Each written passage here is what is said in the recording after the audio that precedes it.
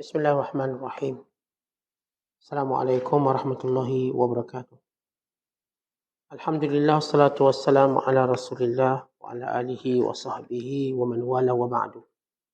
Wa qala al-musannifu rahimahullahu ta'ala wa nafa'ana Allahu bihi wa bi'ulumihi fid dharain amin. Telah berkata Imam Al-Allamah Syekh Abdul Qasim Al-Kushairi, semoga Allah Ta'ala merahmatinya dan kita mendapat manfaat serta barakah ilmunya. Bishr Al-Hafi berkata, barang siapa ingin merasakan kelazatan makanan, kebebasan dan terbebas dari perhambaan, maka sucikan rahsianya yang berada di antara dirinya dan Allah Subhanahu wa taala. Husain Al-Mansur juga pernah mengatakan, jika seorang hamba mengambil hak beberapa makam perhambaan secara keseluruhannya yang menjadikannya bebas dari kepayahan perhambaan, maka ukillah fungsi perhambaan dengan tanpa tekanan dan beban. Itu adalah makam para nabi dan orang-orang yang ahli kebenaran.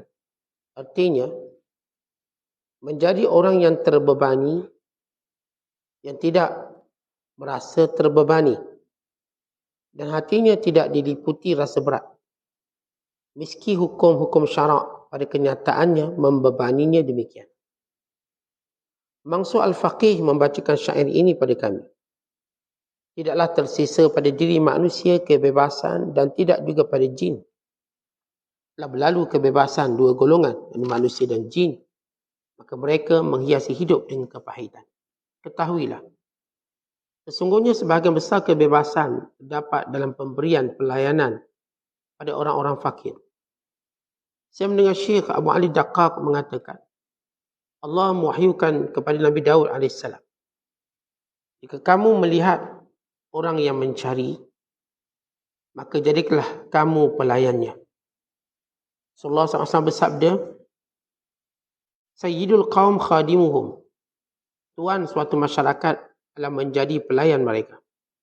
Yahya bin Mu'az mengatakan, anak-anak dunia adalah orang yang dilayani pada hamba dan pelayan. Anak-anak akhirat adalah orang yang dilayani kelompok orang yang bebas dan baik. Ibrahim bin Adham mengatakan sesungguhnya kebebasan yang mulia adalah keluar dari dunia sebelum keluar darinya, dari sebelum mati. Dia juga mengatakan janganlah berkawan kecuali dengan orang yang bebas, yang mulia, mendengar dan tidak berbicara. Muslimin dan muslimat, sedang penonton dirahmati Allah sekalian, kupasan tentang al-hurriyah, yakni kebebasan, di sisi para sufi dan di sisi orang-orang yang senantiasa mendampingkan diri kepada Allah Subhanahu wa taala. Bila kita sebut perkataan al-hurriyah, kebebasan, iaitu seseorang itu bebas daripada segala halangan-halangan untuk dia mendekatkan diri pada Allah. Bebas dia daripada segala ikatan-ikatan untuk menjadikan dia dekat dengan Allah. Bebas dia daripada segala kecenderungan yang lain daripada Allah Subhanahu wa taala. Bila Allah Taala telah mengisytiharkan dalam Al-Quran, bahkan dalam pengisytiharan Allah Taala pada seluruh makhluknya, Allah tidak menciptakan manusia dan jin. Allah tidak menciptakan jin dan manusia melainkan untuk menyembah Allah. Dan bila Allah Taala menyatakan bahawa manusia semuanya akan dikembalikan kepada Allah. Bila Allah Ta'ala menyatakan di dalam Al-Quran pada banyak ayat, Thumma ilayna turja'un, kemudian kamu semua akan kembali kepada kami, kembali kepada Allah. Maka di sinilah sifat hurriyah yang akan menjadikan manusia jelas matlamat hidupnya. Pada dalam kehidupan ini, kita lihat, kita terikat dengan banyak perkara-perkara yang menjadikan langkah kita menuju Allah Ta'ala perlahan dan terlalu perlahan. Kerana ikatan itu makin lama makin kuat disebabkan kecenderungan hawa nafsu dan disebabkan pengaruh hasutan syaitan dan disebabkan kita sentiasa melihat perbandingannya dengan orang lain. Sehingga kita lupa membandingkan diri kita dengan perintah Allah. Allah menyuruh kita menilai diri kita di mana kita dengan perintah Allah. Bukan membandingkan kita dengan fulan bin fulan. Bukan membandingkan kita zaman ini dengan zaman dahulu yang akan datang. Tetapi letakkan diri kita pada neraca Allah, apa nilainya. Letakkan timbangan kita pada timbangan Allah, apa nilai kita. Letakkan diri kita pada pandangan Allah, apa nilai pandangan Allah pada kita. Sebab kita dengan jiwa yang senantiasa menjadi hamba pada dunia, meletakkan diri kita pada neraca manusia. Apa manusia nilai kita? Meletak diri kita pada neraca dunia. Mana kedudukan kita dalam dunia ini? Meletakkan diri kita pada neraca syahwat. Apa yang sedap dan apa yang tak sedap. Sehingga kita lupa untuk meletakkan diri kita pada pandangan Allah. Sedangkan Allah menyebut dalam banyak ayat, Inna rabbaka labil mirsad. Yang sebenar-benar melihat kamu ialah Allah. Bukan manusia. Yang sebenar-benar melihat dengan maksud, dia akan melihat, dia akan memberi balasan. Dia melihat, dia akan beri penilaian. Contoh umpama kita masuk dalam pertandingan, kita buat perform, yang nilai kita ialah juri depan tu. Juri tu tengok kita. Maka kita akan fokus dalam penilaian kita, dalam persembahan kita, pada juri yang dekat depan tu. Bukan pada penonton-penonton. Tak guna sorakan penonton, tepukan penonton, dan segala sokongan penonton kalau juri tak nak beri kita apa-apa penilaian. Jadi kita melihat nilainya pada jurinya. Maka kita tahu yang paling agung daripada itu ialah Allah Ta'ala. Bila seorang meletakkan nilai itu Allah, maka di situlah berlaku hurriyah. Yang ini kebebasan. Baik saya dalam buat suatu kebaikan. Penilaian daripada mana? Allah. Saya bebas. Saya dalam buat satu perintah. Penilaiannya pada apa? Allah. Maka saya bebas. Umpama saya selalu contohkan. Bila kita taatkan mak ayah. Kerana apa? Kerana mak ayah, kita tak bebas. Kerana Allah, maka kita bebas. Kalau kita sebut kita melakukan kebaikan. Kerana apa? Kerana manusia. Kita tidak bebas. Kalau kita sentiasa berfikir apa manusia nilai kita. Tapi kalau kita melakukannya kerana Allah, maka kita bebas. Bila kita dalam menikmati sesuatu syahwat kita, makan, minum, tidur, nikah, kahwin kita. Kalau penilaiannya pada manusia dan zaman, maka kita masih jadi hamba. Tapi kalau penilaiannya Allah, kita bebas. Artinya dalam tajuk ini, kita nak jadikan seluruh kehidupan kita yang menilainya itu Allah. Yang memerintah itu Allah. Sebab itu bila kita sentiasa bicarakan tentang cinta kerana Allah, berjuang pada jalan Allah, kerana Allah. Dan dalam lafaz ibadat kita, kita sentiasa menyebut lillahi ta'ala, salli fardhu subhi, raka'ataini, makmuman, lillahi ta'ala, imaman, lillahi ta'ala. Maka di situ kita sedang mencari nilai kebebasan. Sebab manusia, pada saat akhir perjalanan hidup, dia akan terbebas secara automatik dengan semua benda yang ada sekeliling dia. Tuan-tuan, kita akan bila sampai waktu, yang pertama kita mula hilang syahwat makan kita. Kita mula bebas daripada syahwat makan. Waktu tuan-tuan sakit, apakah kita punya selera makan? Tak ada. Kita langsung tak ada selera makan. Apa maksud tidak ada selera makan? Berarti kita dah bebas daripada keperluan makanan. Sebab itu disebut dalam hadis. Bila Rasulullah menyatakan, la tukrihu mardakum ala ta'am. Jangan kamu paksa orang sakit kamu makan. Atau bila seorang sakit, kita tak boleh paksa dia makan bila dia tak nak makan. Ini kerana bila seorang tu sakit, anggota yang paling ingin berehat ialah perut dia. Sistem penghadaman. Kalau sistem penghadaman bila dia rehat, dia akan mula memulihkan seluruh anggota badan kita. Tapi bila sistem penghadaman kita ini berfungsi ataupun bekerja, dia mula wujudkan penyakit yang berbagai pada diri kita. Contoh makan-makan, tuan-tuan mula rasa ngantuk, sepenat, semalas. Dia mula mendatangkan penyakit. Tapi bila datang sakit, Yang pertama Allah hilangkan selera apa? Makan. Kemudian selera kita untuk bertemu dengan orang. Contoh yang sakit ada selera nak jumpa orang? Tak ada. Kita tak nak jumpa siapa? Kalau nak jumpa pun doktor.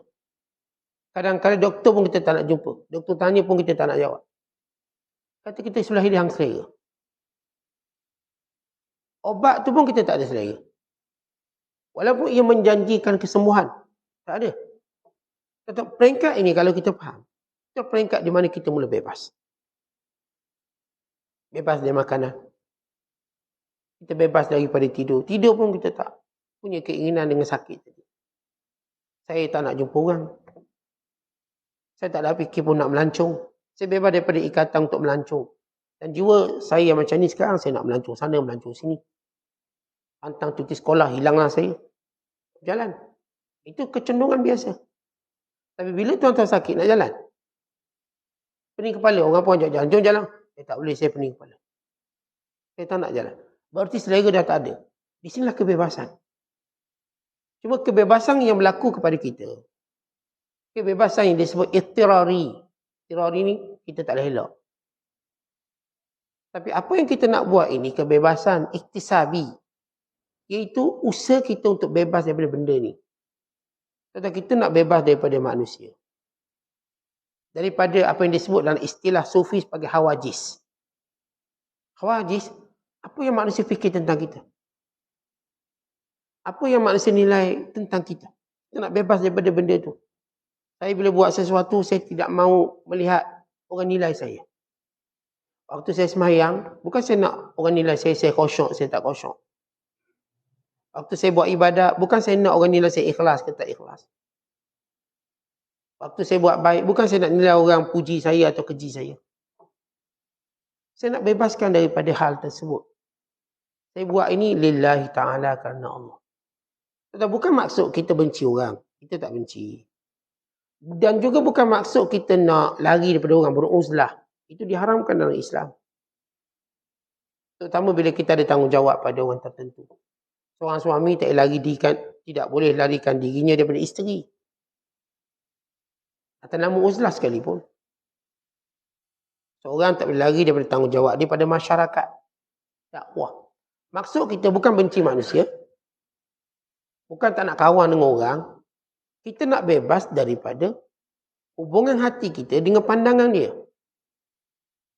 Saya waktu saya mengaji Quran, seseorang tengok, saya tidak mahu pandangan dia.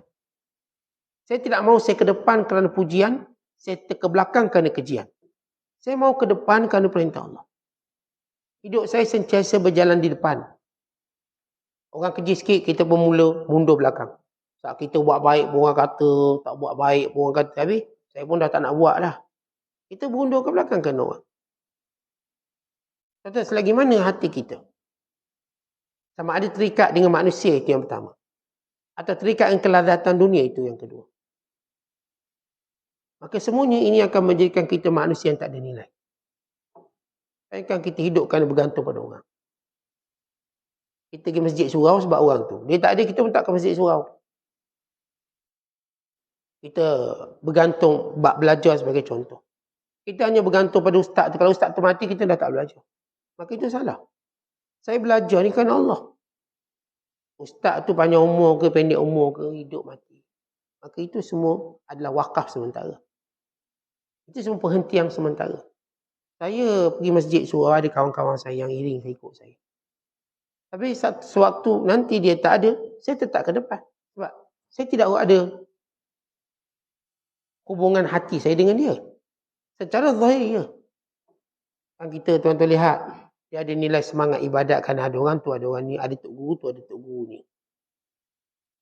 Islam tak pernah ajar kita gitu. Sebab itu Allah Ta'ala mewafatkan Nabi Muhammad SAW. Kenapa? Allah wafatkan Rasulullah. Allah boleh panjangkan, kalaupun tetap sunnatullah setiap yang hidup itu mati, Allah Ta'ala boleh panjangkan usia Rasul sampai 900 tahun, 1000 tahun sebagaimana Allah panjangkan umur Nabi Nuh. Apatah lagi, Nabi SAW cara hidup Rasulullah itu amat sihat.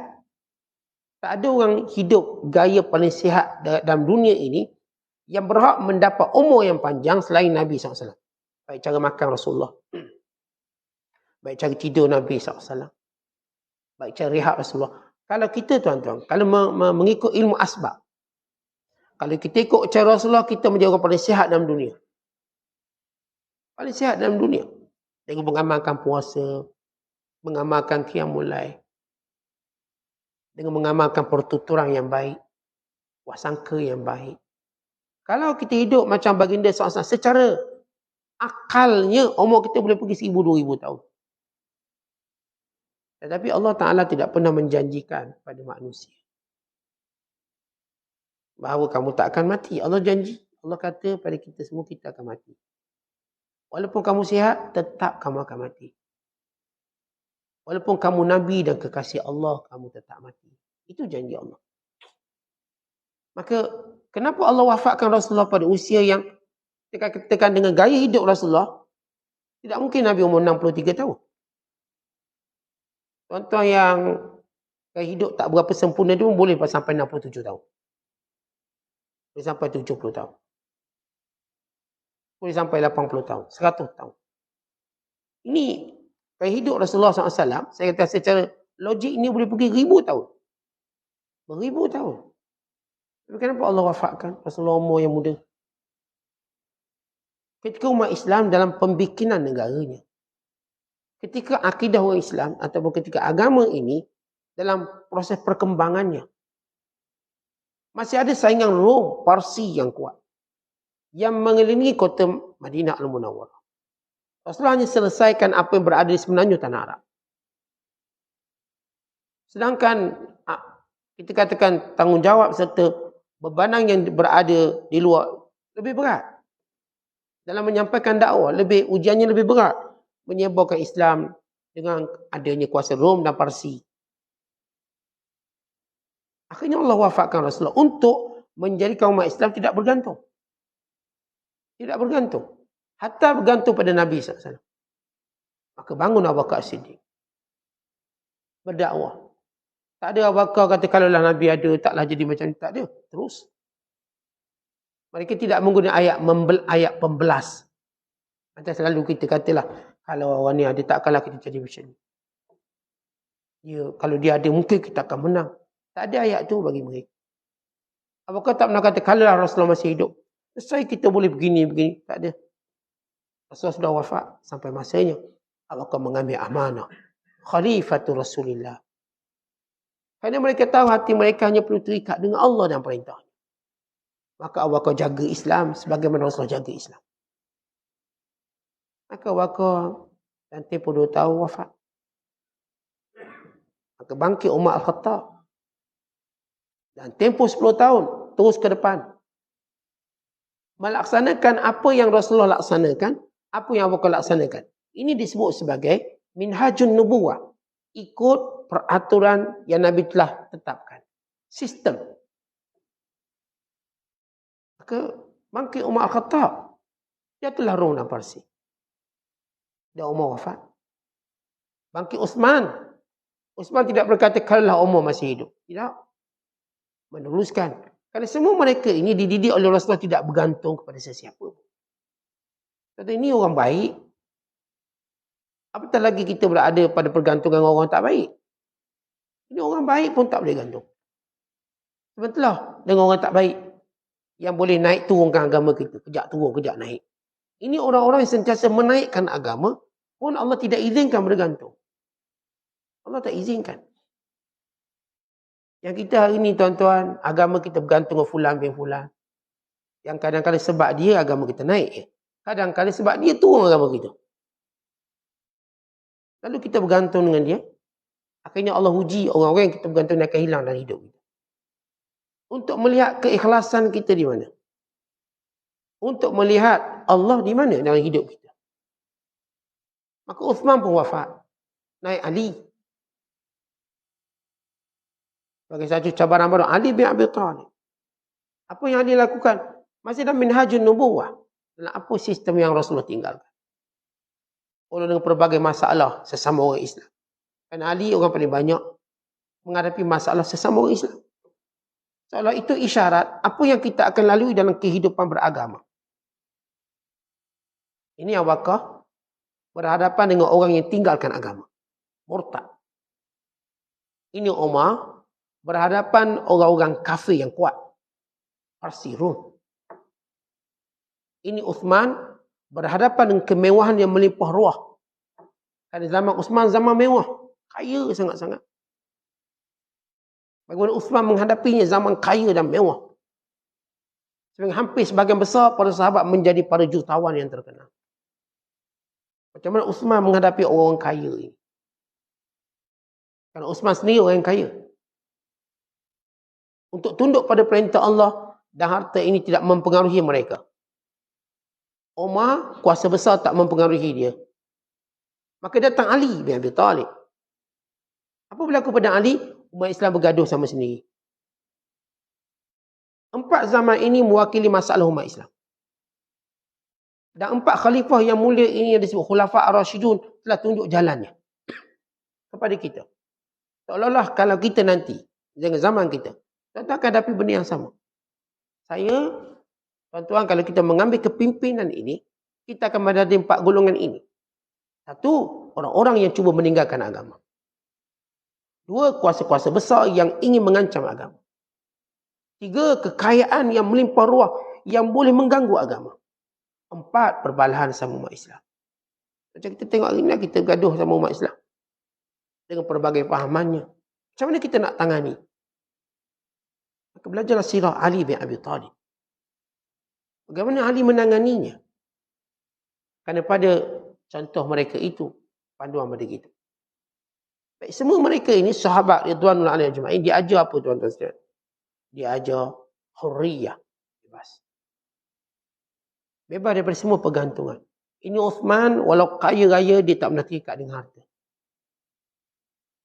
Ini Umar Al-Khattab, walau kuasa Rom Parsi mengancam, dia tak pernah terikat dengan takutnya pada musuh Allah. Tak pernah takut. Tak ada sekelumit dalam diri dia takut pada kuasa besar ini. Ini hurriyah. Hari ini tuan-tuan, negara Islam, dengan kaya, dengan sekian-sekian, apa jadi? Takut pada orang kafir. Takut sangat-sangat. Atau kita dalam negara Islam kita, pun kita takut ke orang kafir. Nak buat apa pun minta izin orang kafir. Apa pandangan orang kafir? Kadang-kadang kita memerintah pun kita gagal nak tunjukkan kekuasaan kita. Gagal. Jangan kata kalau kita tak perintah. Nak buat satu undang-undang. Takut. Terlalu takut bila orang kafir membantah. Walaupun ada kebaikan. Kita nak suruh tulisan jawi belajar pun takutlah. Bukan suruh belajar agama Islam. Kalau diwajibkan semua orang bukan Islam wajib belajar agama Islam. Dia tak nak masuk tu nombor 2. Tapi wajib belajar. Untuk buang stigma persepsi yang buruk tentang Islam. Wajib belajar. Berani ke pemerintah kita buat? Tak berani. Kenapa? Hati mereka tidak bebas. Sedangkan mereka tahu mereka akan ditanya di hadapan Allah. Tentang ketika mana kerajaan komunis mewajibkan semua belajar komunis. Mesti. Hatta pada orang Islam. Apa dia peduli? Dia kuasa. Atau baca secara siang. Pada zaman Pibo Songgram. Apa dia buat? Wajib semua orang belajar bahasa Thailand. Wajib. Dan wajib setiap orang mesti ada nama Thailand. Mesti. Walau dia orang Islam. Dia tak boleh guna nama Islam ni. Kena guna nama Thailand. Kita tanya sahabat-sahabat kita di Patan. Mereka semua ada nama Thailand. Kalau kita jumpa dia, apa nama Thailand awak? Apa nama Islam awak? Kita lihat, ni berani dia buat. Walhal, dia buat pada perkara yang tidak ada untung apa pun. Kita Islam yang Allah wajibkan kita berdakwah. Wajib. Wajib menyampaikan perintah Allah. Dan Allah beri kuasa pada orang Islam untuk buat benda tu. Dan Nabi SAW, demikian sahabat selepas itu, dia ada kuasa, dia buat benda tu. Saya bawakan Islam. Tapi kalau mereka tak buat, Islam tak sampai kat kita. Ada mereka buat. Ini kita lihat bagaimana kita ni tak bebas. Kadang-kadang kita ada kuasa, even kalau kita majoriti. Kita nak wajibkan ni semua sekolah-sekolah yang bukan Islam kena ambil subjek pendidikan Islam. Wajib ambil. Kalau awak tak nak beriman, itu pilihan awak. Kami tak paksa masuk Islam. Tapi kita wajib menyampaikan tentang Islam. Kita menyampaikan Islam pada orang kafir wajib. Memaksa mereka memeluk Islam tidak wajib. Tapi mesti beritahu. Kalau saya katakan negara komunis pun dia bawa sistem komunis biar orang Islam belajar. Negara sekular mewajibkan orang Islam belajar sekular. Tuan-tuan tengok anak-anak Islam nak masuk sekolah sekular, wajib tanggalkan tudung. Wajib pakai skirt. Wajib.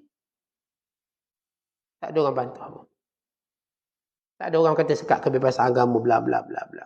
Bila kita orang Islam nak buat benda sama, kita takut. Maka itu kita namakan, kita tidak ada hurriyah. Umat Islam dulu dia ada hurriyah, kan itu Islam kuat. Tuan-tuan depan pemimpin pun dia ajak masuk Islam. Dia peduli apa pemimpin tu? Kan dia hurriyah. Mengajak, jumpa orang bukan Islam, ajak Islam. Siapa pun dia. Kenapa hurriyah? Kita takut. Kerana itu tajuk ini penting dalam membentuk kepribadian hurriyah. Kita lihat apa yang dihuraikan oleh Bishir. Kata Bishir, barang siapa ingin merasakan kelazatan makanan kebebasan. Maksudnya Bishir memberi satu tashbih. Bebas ni tuan-tuan sedap dia macam makanan yang sedap. Tapi nak rasa tak kebebasan? Kebebasan yang sedap. Umpama kita nak rasa makanan sedap. Dan nak terbebas daripada perhambaan pada mana-mana benda. Pertama syahwat. Yang kedua mana-mana perkara. Maka ikhlaskan diri pada Allah. Istilahnya, sucikan rahsia yang berada antara dirinya dengan Allah. Maksud bahasa mudah ikhlas. Tuan-tuan, bila kita ikhlas pada Allah, berarti kita buang semua ikatan kita dengan pujian manusia, kejian manusia, pandangan manusia, atau saya sebut tadi hawajis. Apa yang manusia fikir tentang kita. So, kita sentiasa kata, dia fikir apa tentang saya? Kadang-kadang kita ni, dia cakap apa tentang saya? Dia cakap apa tentang saya? Kenapa kita perlu dia cakap apa tentang kita? Kalau kita melakukan sesuatu kerana Allah. Kalau dia kata awak mengada-ngada lah, menunjuk-nunjuk lah. Ya kan dia. Dan kadang-kadang kita buat perintah Allah. Manusia dengan mulut yang macam-macam ni. Maka dia akan gunakan bahasa-bahasa yang menyalahi agama. Dan bahasa-bahasa yang menguji keikhlasan agama kita kerana Allah. Contoh bila kita buat baik, sebagian kata menunjuk lah tu. Bila kita tak buat baik, kedekutnya, nikmat banyak tak buat baik. Sebab dia tak nampak. Contoh kita sentiasa dalam kehidupan kita sekarang. Seolah-olah kita macam wajib tunjuk apa kita buat dalam Facebook kita. Apa yang kita buat dalam TikTok kita. Supaya orang tahu kita buat. Kita bimbang-bimbang kata kita tak buat. Lihat bagaimana kita menjadi hamba kepada sistem ni.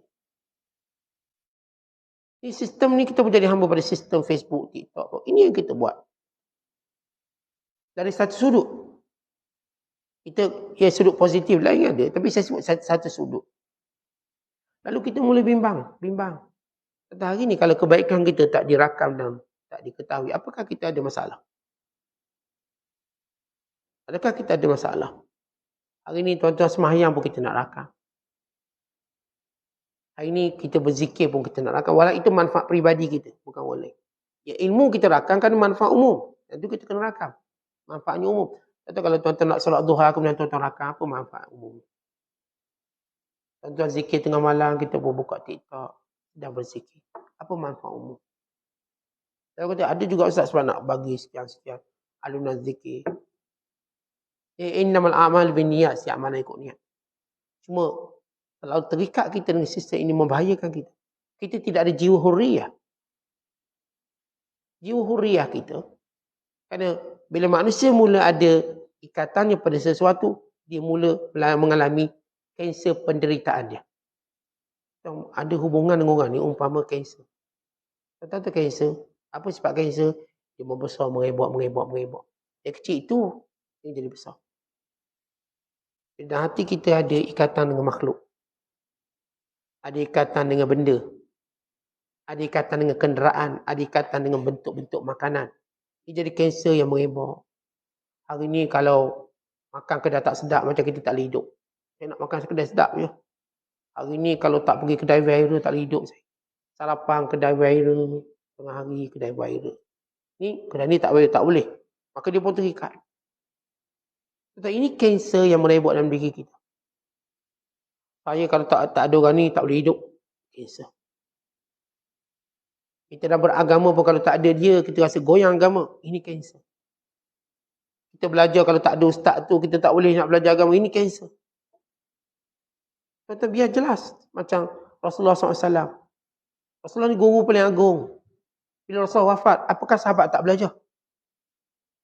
Maka sahabat belajar, sahabat-sahabat yang alim di kalangan mereka.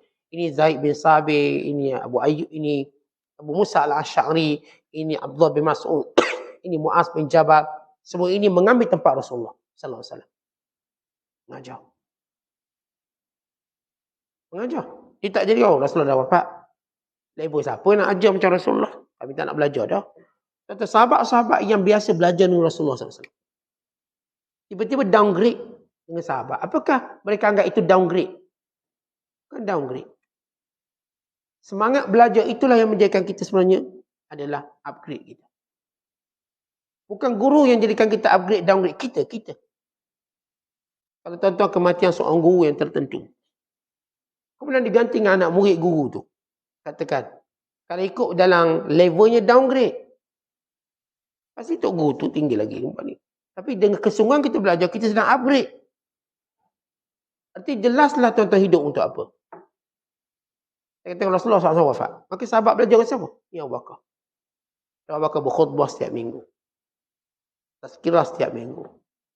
Mengambil peranan memberi nasihat. Sebagaimana Rasulullah beri nasihat. Maka sahabat-sahabat tetap sama, dia tak kata, awak bukan Rasulullah. Sahabat tak pernah cakap begitu pada Abu Bakar. Awak bukan Rasulullah. Awak siapa? Tak ada, awak siapa. Kan diri mereka di-upgradekan dalam makna perhambaan pada Allah. Kata ini perhambaan pada Allah. Allah uji orang-orang depan ni, ujian kita. Tok guru kita ujian. Kawan-kawan kita ujian. Matlamat kita ialah Allah. Saya katakan dalam beragama, tuan-tuan akan hilang orang-orang yang pernah menguatkan agama tuan-tuan. Orang pernah memperkenalkan tuan-tuan pada agama. Kenapa Allah nak jadikan kita benar-benar ikhlas? Melihat Allah dengan sifat pemurah, penyayang. Melihat Allah. Seorang isteri mungkin kehilangan suami yang dahulu membentuk agama. Apakah lepas itu agama dia jatuh? Tidak. Agama tak jatuh. Bila dia benar-benar hurriyah, bebas. Seorang sahabat yang bersahabat, tiba hilang sahabatnya.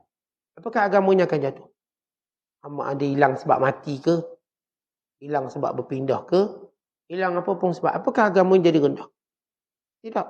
Berarti dia bebas. Tapi kalau manusia saya sebut, kerana fulan bin fulan, kerana makanan, kerana siang. Atau bila manusia, bila para ulama bercakap tentang huriyah, mereka juga bercakap tentang kenderaan.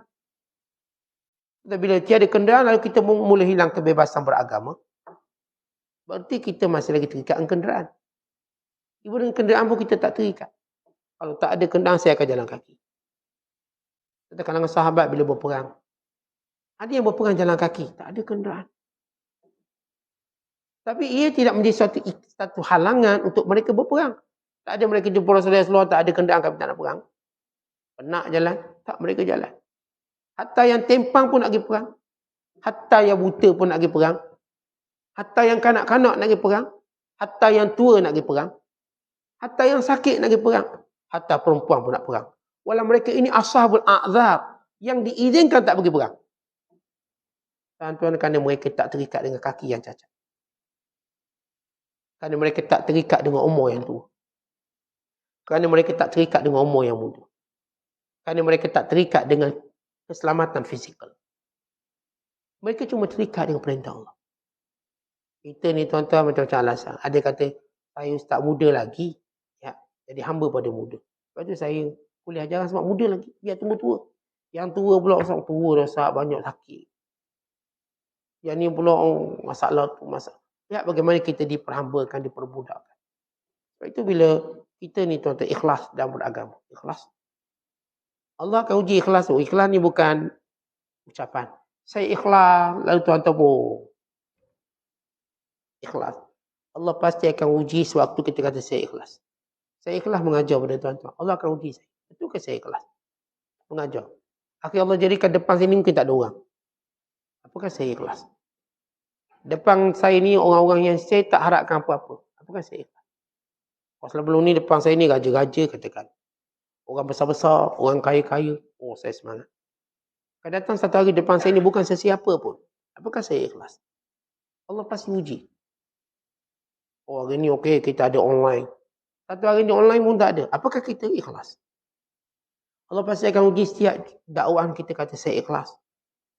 Saat saya buat ni ikhlas kerana Allah. Inilah awak kaya. Nanti awak miskin, apakah awak akan buat? Kerana orang yang pemurah, dia tak terikat dengan kaya atau miskin.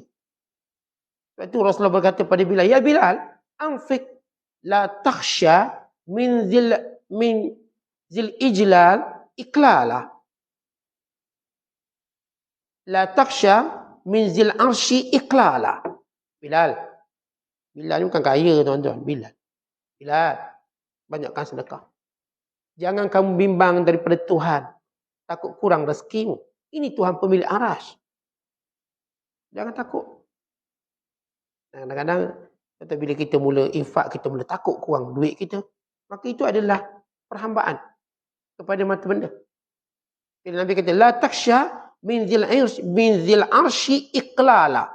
Kamu jangan bimbang. Ini pemilik aras. Dia tak akan kurangkan rezekimu. Kata rezeki kita tak kurang dengan apa pun.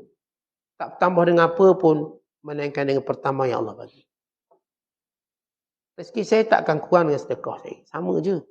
Allah beri. Saya tak sedekah, sama juga.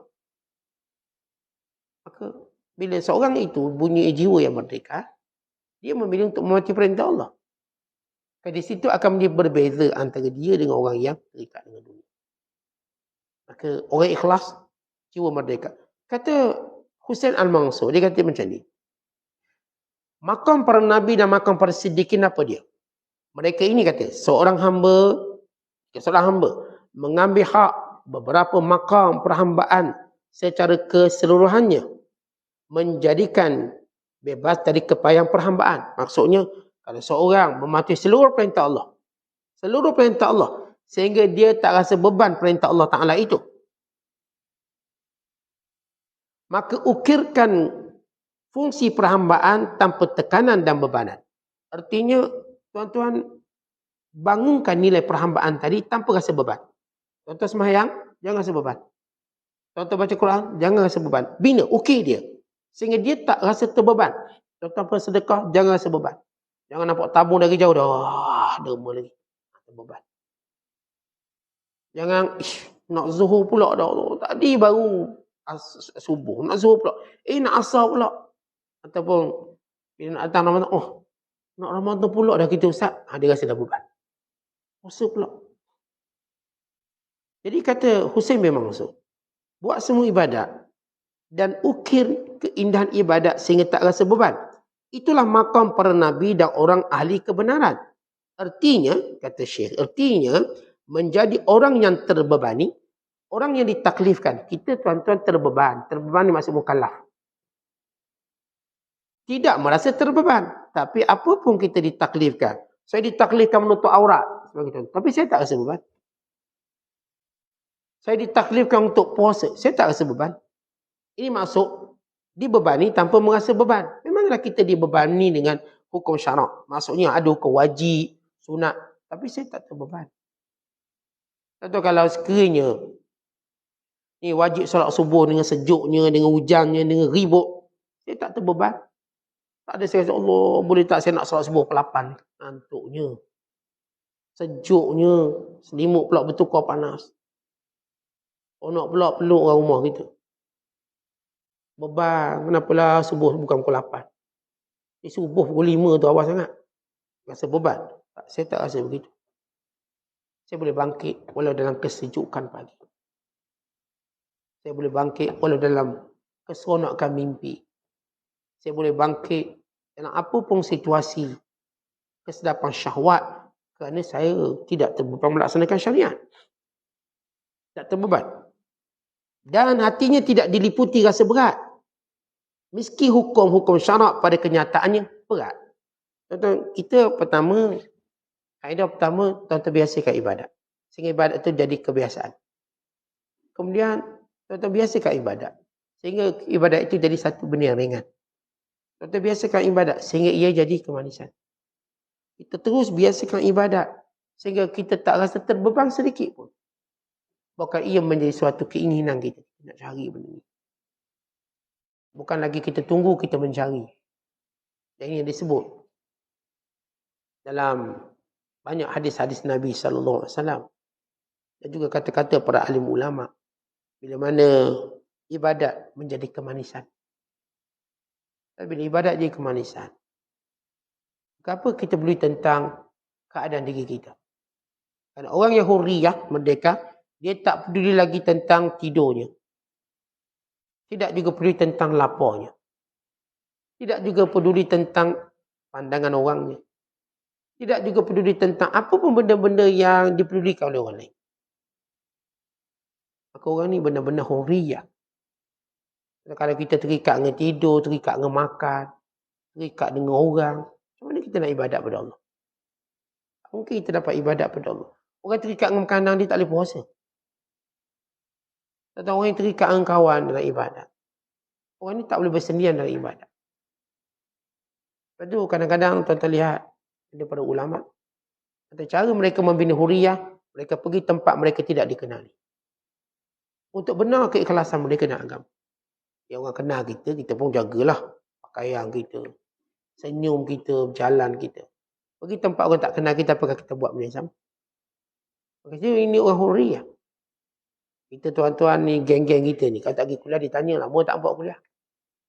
Cuba tuan-tuan pergi tempat lain yang orang tak kenal kita. Apakah kita melazimi benda yang sama? Orang tu tak kenal, kita kekal. Kuliah macam biasa. Berarti itu hurriyah. Tapi kita dengan ada geng kita, rajin kuliah. Tak ada geng, tak ke mana kita pergi. Barat ke timur, utara, selatan. Kita dengan kampung kita rajin ke masjid. Fungsi. Balik kampung, apa cerita. Di sini pun tak tahu dia ke mana. Jadi ini orang-orang yang masih lagi terikat. Kita terikat dengan tempat. Tentang kenapa Rasulullah SAW berhijrah dari Mekah ke Madinah. Ya, kita selesai sirah, kerana orang Mekah nak bunuh bla bla bla bla. Ya, itu semua beberapa fakta-fakta sejarah. Tapi apa hakikat? Supaya Rasulullah tidak terikat dengan Kaabah dan beribadat pada Allah. Tuan-tuan, Mekah ni memang tempat ibadat. Cuba tuan-tuan tengok. Kalau tuan-tuan ke Mekah, tuan-tuan dia watak macam mana? Tuan-tuan ke Mekah. Watak tuan-tuan. Sama tak dengan watak kat Malaysia? Lain, Sat. Kat Malaysia, masjid pun tak nampak mana bumbung ni. Kat Mekah, ni cari bilik, ngadap masjid. Kat Malaysia haram tak ada. Kat Mekah ni ambil bilik, berapa bayar? Asalkan saya boleh tengok Kaabah. View Kaabah. Bayar tambah 3-4 ribu. Sanggup? Sanggup. Yang ada duit sanggup. Yang tak ada duit, sebab tak ada duit, kalau ada duit pun dia buat. View masjid. Tak ada tempat yang paling kita seronok melihat Masjidil Haram. Gambar latar belakang masjid. Masjid Haram semua. Terikat. Kita balik Malaysia. Kita tengok pencapaian agama kita setelah kita balik Malaysia. Lepas tu kita katakan, kalau orang tu pun dia pergi Mekah tiap-tiap bulan sekalipun. Atau mungkin lebih kerap pada itu. Bila dia balik Malaysia, dia tak macam tu. Dia tahu dia gagal memahami falsafah. Dia gagal. Rasulullah SAW heret semua sahabat pergi ke Madinah. Madinah kosong, ibu masjid pun tak ada. Maka Rasulullah bina masjid. Madinah tak ada masjid. Dibina masjid. Mekah masjid yang pertama dalam dunia. Cerita lama Mekah dengan Kaabah.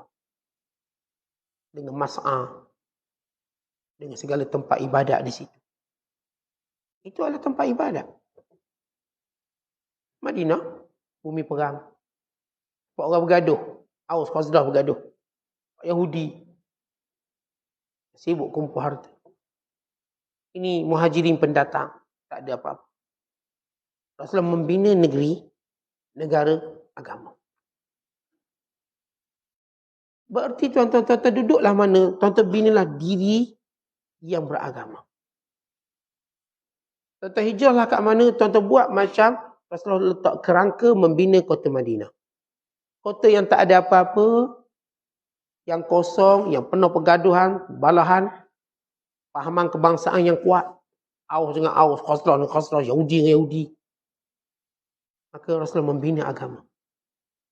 Kalau Nabi nak ajar kita, hurriyah dalam pembinaan agama. Kita duduk tempat baik, bolehlah tunjuk agama. Allah takdirkan kita bawa tempat yang orang tak nak agama, apakah kita bina agama? Kalau tempat orang minat kuliah, seronoklah ceramah. Mau minat kuliah. Tak payah nak umum banyak-banyak beritahu je ada kuliah buat. buat poster lebih kurang je. Penuh orang datang 1,000. Itu biasa. Pergi tempat yang tuan-tuan buat poster, buat apa, buat makanan pun orang tak nak datang. Begitulah di keikhlasan. Bukan saya kata orang yang ramai datang tak ikhlas. Maksudnya ujian itu bila kita bina tentang huriyah. Huriyah. Lepas tu antara nilai para ulama buat, saya katakan mereka jadikan diri mereka tidak dikenali. Apakah mereka ada huriyah itu? Ini kita baca kisah Uwais Al-Qarni atau Uwais Al-Qarani. Lihat bagaimana dia ada huriyah. Orang tak kenal dia. Rasulullah kenal dia. Penduduk tak kenal dia siapa. Hanya melihat dia pengembala kambing, ada ibu tua. Tapi aneh dia orang yang hebat. Tapi bila orang kampung mula kenali dia mula berpindah tempat orang tak kenal dia. Sampai ke mana di ibadat tak ada seorang pun kenal dia. Kata ini huriyah. Kita society tak ada orang kenal saya. Kita society kalau orang tak kenal. Sebab mereka sudah kenal Allah, maka cukup mengenali Allah. Kalau kita gini, kalau tuan-tuan duduk satu tempat, kalau tuan-tuan dah kenal ketua polis, tuan-tuan tak payah kenal private tu. Perlu ke tuan-tuan kenal sarjan? Tak perlu. Saya dah kenal ketua. Perumpamaan. Bukan nak private. Maksudnya, kalau kita kenal bos dah. Tuan-tuan peduli apa bawah ni? Ya kalau kenal-kenal, tapi tak pedulilah. Tak peduli atas. Sebab urusan kita atas. Oh dia datang sarjan bla-bla-bla. Jadi ketua atas. Tuan-tuan kalau tuan-tuan dah kenal Perdana Menteri. Sangat ketua kampung tak ada apa. Direct. Sekor ni direct Perdana Menteri. Tak payah nak minta peruntukan ketua kampung. Kalau tuan-tuan kenal direct agung gaji. Tak perlu nak kenal ni pegawai-pegawai. Bawah tak perlu. Saya call ni direct aja. Kalau kita kenal Allah. Bayangkan bagaimana jiwa orang kenal Allah. Bagaimana? Dia mengadu terus pada Allah. Tak fikir nak mengadu ke orang ni. Kita ni tuan-tuan, orang tak kenal Allah. Mengadu ke orang banyak, mengadu kat Facebook. Cerai mengadu kat Facebook, mengadu kat TikTok. Bergaduh mengadu kat Facebook, TikTok. Sebab kita tak kenal Allah. Maka kecenderungan ke situ kuat. Tengok orang sokong kita bagus-bagus. Orang pun buat saya guru. Fan of bla bla bla. Penyokong ni, suka kita. Kita dah ada kelak penyokong. Penyokong Tegal ke ni. Asalkan kita buat, sokong. Seronok kita. Kata jiwa kita lemah. Lagi banyak kita bergantung pada manusia, lagi lemah jiwa kita. Bila kita bergantung pada Allah yang esa, kita kuat. Amat kuat. Cukuplah tuan-tuan saya dah sebut kuat. Sehingga kita Allah berikan memilih bagaimana cara kita nak mati. Pilih bagaimana cara kita nak mati. Kan kita tengok video viral seorang pejuang Filastin. Dia kena tembak. Dia boleh mati terbaring. Tapi dikuis tangannya untuk mati sujud. Dia memilih untuk mati sujud. Akhirnya dia sujud dan dia mati. Jadi ini hurriyah. Musuh boleh untuk tembak sekian-sekian. Tapi dia yang akan memilih bagaimana dia nak mati. Dia memilih mati dalam keadaan dia sujud pada Allah. Dia memilih mati dalam keadaan berzikir. Ada satu jenazah dia orang jumpa. Jenazah dia tak dikebumikan. Dia takut selangang Yahudi. Sampai tinggal tengkorak lah. Tapi tangannya tegak ucap tauhid. Lihat kemuliaan. Mereka nak jatuhkan, nak hina orang Islam. Biar mayat ini dimakan anjing. Tetapi tangan dia saksi kemuliaannya. Mengingati Allah setiap masa. Senyuman mereka menjadi saksi kedudukan mereka di sisi Allah. Mereka ingin jadikan orang Islam sedih. Tiba-tiba orang Islam mati dan kena. Maka kebebasan apa yang lebih hebat pada itu? Seorang yang meninggalkan dunia ini dengan senyum. Ketika mana seorang cuba nak jadikan dia derita dan menangis dengan meninggalkan dunia. Tiba-tiba orang Islam terpilih ini mati kerana senyum. Penghinaan pada musuh. Bukan penghinaan pada orang yang dibunuh ini. Yang bunuh ini syahid dan disenyum. Ini hurriyah. Atau kalau seorang cuba menyakiti kita lalu kita senyum. Siapa yang sebenarnya punya jiwa merdeka? Dia kata macam-macam, kita senyum. Kita tak luar apa pun, relax. Dia fitnah macam-macam, kita tenang. Kan jiwa orang ni merdeka. Dengan bahasa mudah. Ini dia hurriyah. Saya berkata, tidak tersisa pada diri manusia ataupun jin nilai kebebasan. Maka akhirnya mereka melalui kehidupan dengan pahit. Tuan-tuan ingat, kemanisan hidup bila jiwa kita merdeka. Bukan bila kita, walaupun zahir nampak negara merdeka, tapi hati ini menjadi hamba kepada benda, orang ini akan melalui hidup yang pahit. Tetapi bila kita hidup dengan hurriyah, manis hidup ni. Walaupun sekadar roti secahaya, manis hidup. Walau tidur sekadar atas lantai, manisnya hidup. Ni yang tidur dengan tilang empuk, pahitnya hidup dia. Masalah yang belenggu dia. Kecil je masalah tu jadi besar. Kita dah sebut bila kita ada hurriyah, besar mana pun masalah datang pada kita, dia jadi shrink atau mengecil depan kita. Tapi orang yang terikat dengan dunia, kecil mana pun masalah datang kat dia jadi besar. Kita pun yang masalah kecil je, kenapa boleh jadi besar, boleh sampai ke dia?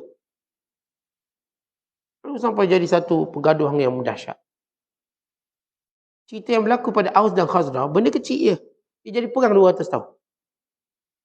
Untuk orang yang jiwa hurriyah, yang besar datang kat dia sampai kat dia mengecil jadi kecil. Tak apalah, biasa. Biar je. Ya, orang kata awak bla bla bla, tak apa. Dia tak tahu tu. Orang kata apa saya, kalau orang dia besar. Kata tak apa, saya kumpul semua pergi belasah dia. Jadi besar.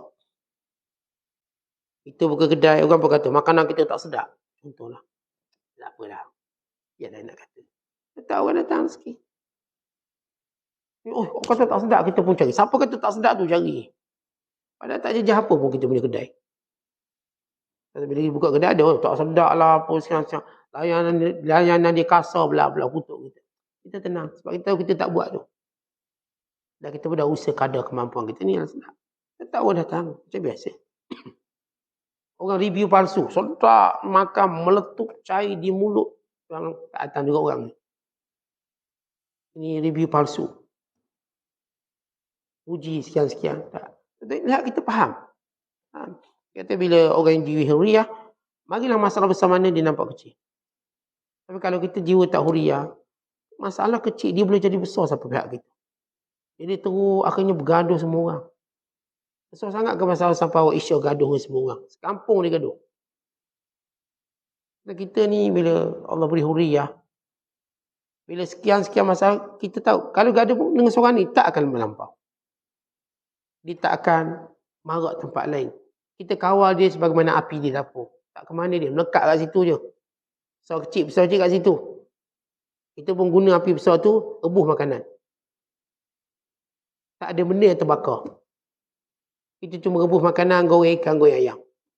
Kita manfaatkan permusuhan pada benda positif. Api permusuhan manfaatkan dengan benda positif. Akhirnya, kita padamkan sendiri.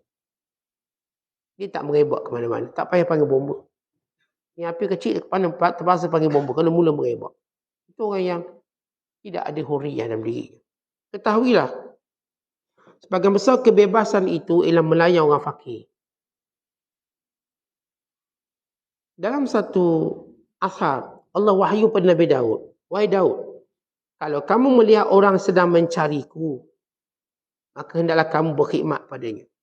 Yang pertama, berkhidmat pada orang fakir. Apa maksud fakir dari ilmu sufi? Atau fakir dari ilmu sufi bukan maksud tak ada duit. Tak ada hal. Kan? Fakir maknanya orang yang hidupnya mencari Allah. Berdasarkan firman Allah Ta'ala, antumul fuqara'u ilallah, wallahu huwal ghaniyul hamid. Kamu orang-orang yang berharap pada Allah. Allah tu kaya. Ini terpuji. Okay, kalau kita tengok ada orang yang nak mencari Allah, jadilah kita yang berkhidmat dengannya. Ada satu hadis di mana Abu Dzar Al-Ghifari dia dengar kedatangan seorang Nabi di Mekah. Maka dia hantar adik dia untuk cek. Dia tak puas hati. Adik dia kata, abang, ini bagus punya orang akhlak dia sekian-sekian. Tapi semua orang lawan dia. Memang saya rasa dia Nabi, kata adiknya. Nama Anis. Kata Abu Dzar, aku cek sendiri lah. Tak puas hati. Dia pun pergi. Lalu Sayyidina Ali perhati orang ni. Dah lama duduk Mekah. Dia cari siapa? Sayyidina Ali berkhidmat dengan dia. Ajak ke rumah, makan. Akhirnya dia ketahui, ini Abu Dzar cari Rasulullah SAW. Maka kewajiban Sayyidina Ali ialah jaga Abu Dzar. Sebab dia sedang mencari Rasulullah. Dan kata dia mencari Allah. Sampailah Abu Dhar memeluk Islam. Abu Dhar dia semangat bila dia peluk Islam. Dia pun isyar dia masuk Islam. Kena belasah depan Kaabah. Abu Sufyan tengok, kena. Abu Sufyan kata, berhenti. Kamu kenal dia siapa? Ini kabilah Ghifar. Kabilah Ghifar ni, kalau kita berdagang, kita lalu kat kampung dia. Kalau dia tahu orang dia kena pukul habis, kita kena rompak. Berhenti. Barulah mereka berhenti. Tapi kita senang berkhidmat pada orang nama Abu Dhar untuk bertemu dengan Nabi SAW. Kalau kita jumpa orang yang nakkan Allah, khidmat pada dia. Mudahkan urusannya sampai dia jumpa Allah. Pimpin tangan dia bawa jumpa guru yang boleh didik dia. Mudahkan segala urusannya. Jangan ada benda lagi menghalang dia untuk dia bertemu dengan Allah. Sebab itu dia sebut dalam asal, kalau kamu lihat ada orang mencariku, maka berkhidmatlah pada dia. Khidmat. Kerana Allah suka. Maka para ulama khidmat pada orang yang cari Allah. Bila awak cari Allah, saya akan pimpin awak dengan menjawab persoalan dan sebagainya. Maka orang ini dirahmati kerana berkhidmat pada orang mencari Allah. Kata Yahya bin Muaz, anak-anak dunia, orang cinta dunia, yang khidmat pada itu khadam-khadam ni lah, hamba-hamba lelaki perempuan. Tapi orang yang cintakan Allah, dia akan dilayani oleh orang soleh. Orang soleh yang akan khadam dia, orang baik-baik. Khadam. Kalau orang tu cari dunia, dia akan dikhadami oleh semua budak-budak dunia. Kalau orang tu cari akhirat, dia akan dikhadami oleh semua orang baik-baik. Kata Ibrahim bin Adham, kebebasan sebenar ialah kita keluar dari dunia ini sebelum kita mati. Maksudnya tuan-tuan, kalau kita berjaya bebaskan ikatan daripada dunia ini, sebelum kita bertemu dengan Allah, itulah dia bebas. Itu benar-benar bebas. Tak terikat dengan dia. Yang kalam terakhir daripada seorang ulama, mereka menyatakan, dan Ibrahim bin Adham juga, jangan berkawan kecuali dengan orang bebas. Yang mulia. Mendengar, jangan berbicara. Ibrahim bin Adham sebut, sifat orang bebas ini, dia mendengar tapi kurang bicara. Kerana dia kuat berfikir. Dia kuat muhasabah. Lepas itu tuan-tuan kadang-kadang kita cenderung nak bercakap. Akhirnya apa yang kita cakap, kita tak mampu lagi pikul. Saya dah cakap macam-macam, Ustaz, tak jadi apa. Saya cakap dengan anak-anak saya. Nak cakap dengan anak-anak. Tapi bila percakapan sudah tidak bermanfaat, maka diam. Maka nak ganti dengan apa? Gantikan dengan zikir. Tetapi bila zikir tuan-tuan sudah penat, gantikan dengan fikir. Saya zikir pun penat, fikir. Tetapi bila fikir pun tuan-tuan penat, maka gantikan dengan amalan. Dan itu akan bergerak dengan zikir, fikir, amal. Sehingga tuan-tuan, kita akan rasa kemanisannya. Dan mulalah kita berbicara dengan hikmah, bukan lagi dengan sembang. Ini hikmah. Bicara yang keluar pada kita ialah hikmah. Dia datang daripada fikir dan zikir. Dan dia datang daripada amal kita yang tulus. Lepas itu kata Ibrahim bin Adham, Ibrahim bin Adham nak kawan-kawan dengan orang yang bebas ni. Apa sifat orang bebas? Dia tak akan jadikan percakapan sebagai nilai dia. Nilainya ialah pada diamnya. Diamnya pada zikirnya. Zikirnya pada fikirnya. Dan fikirnya pada kesibukan amalannya. Maka ini hurriyah yang kita nak cari. Sehingga tuan-tuan kita disibukkan dengan benda yang Allah suruh kita sibuk. Masa hari ni kita ni menyibuk pada benda yang Allah tak suruh kita sibuk. Kita menyibuk haram tu, menyibuk haram ni. Akhir kita tidak ada bahagia untuk diri kita. Lepas tu kita suka tengok. Kita macam sibuk. Orang tu makan apa pagi ni? Oh, sibuk. Orang tu beli baju apa? Ini benda-benda kesibukan yang kita cuba menyibuk pada zaman ini. Akhirnya kita pun menyibukkan diri pada benda yang kita tak patut disibukkan. Maka kita menjadi hamba kepada apa yang kita sibuk hari ini. Sehingga kita mula rasa tak ada masa untuk mendekati Allah. Walau Allah jadikan masa untuk dekatnya begitu luas dan cukup. Tapi kerana kita telah menyibukkan pada tempat benda yang tidak kita diperintahkan, akhirnya kita dihukum dengan jiwa yang sentiasa diperhambakan dengan semua mata benda dunia. Wallahu a'lam bishawab. Assalamualaikum warahmatullahi wabarakatuh.